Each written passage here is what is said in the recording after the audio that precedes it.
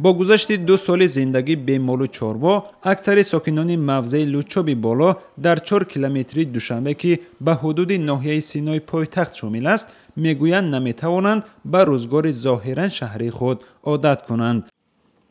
در لوچوبی بالا بین 2 ادیر بیش از 3000 عائله زندگی میکند. تا قرار رئیس شهر درباره منع چارواپروری در داخل شهر، اکثر ساکنان این موضع با مالپروری و تشکیل فرمه‌های شخصی روز می‌گذراندند. سال 2013 شهردار دوشنبه برای تازه و زیبا و بهتر کردن وضع شهر نگهبانی چاروا و پرنده‌ها را در حدود پایتخت منع کرد. در پی ساکنان موضع لوچوب هم چارواهای خود را فروختند. ساکنان میگویند هرچند این محله در مأموریت پایتخت است، ولی دوری آن از مرکز و بدون چاروا برایشان مشکلی پیش آورده است. قبلا اگر در شهر شیر می‌فروختند، حالا مثل ساکنان مرکز دوشنبه آن را از بازارها می‌خرند. به قول آنها زندگیشان نه شهری و نه دهاتی است. خیلی وقت داشته 2-3 گاوی داشتیم. زندگیمون در ساز بداخی روز آدم کم بغل ده مول در کوره خیلی تا روز دنه او نه علویه یا مایده زندگیه خیلی یک گاوی را می دادن اقلاش اینا پلم و پیچوق کوچه دنه می پرتفتیم خیلی بگذار که خونه دم که اجازتی انمونه. نه شهر و نه ده چنین تصویر میکنند برخی از ساکنان محله زیستی خود را. دیگر چاروا ندارند که خود را دهنشین احساس کنند، اما شرایط چون شهر هم برایشان پررم و حیا نیست. این ساکنان از راههای پر از چنگ و خاک و تعمیر طلب خود نگرانی میکنند.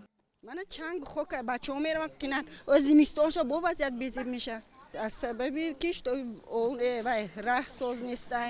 میگن راه ساز میکنیم نمیکنن وقتش قطعی یا تراکتورشون یا کار میکنن تازه مونده میره.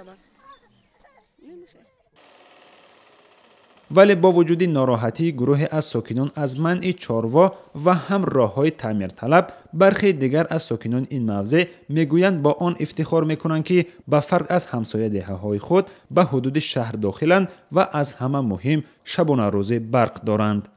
زیاده تاها زیرا زیاده از 3 کیلومتر سیمایی که از سالی گفته شده من یگان بار عوض کردگی نبود. زیاده از 3 کیلومترش عوض کرده شد. چند سیم چوبایی که تماما فرسوده شده بودن همه سیم چوبای بیتونی زده شد. من شهروند شهر دوشنبه گفته فخر میکنی.